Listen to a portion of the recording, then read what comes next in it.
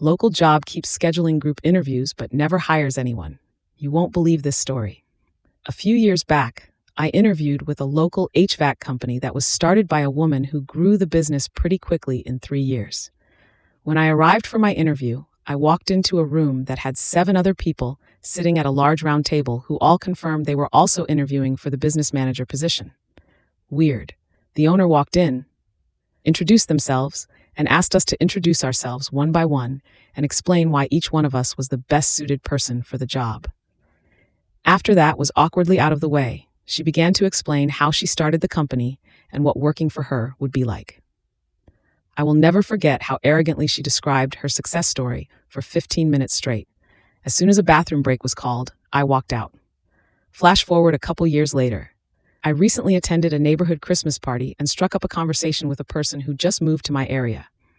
They described how brutal the job market is and how the interview process here was like nothing that they had ever seen before.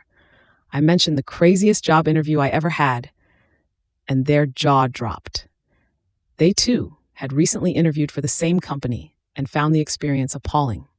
Afterwards, I went back and looked at archived postings on LinkedIn and Indeed, and noticed they post every 6 months with a job title that varies in description, but is essentially the same.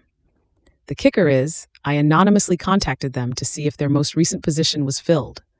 I still had the email of the person who had scheduled my interview, and lo and behold, the person who responded to me was the same person that had scheduled my interview and responded that they were still looking.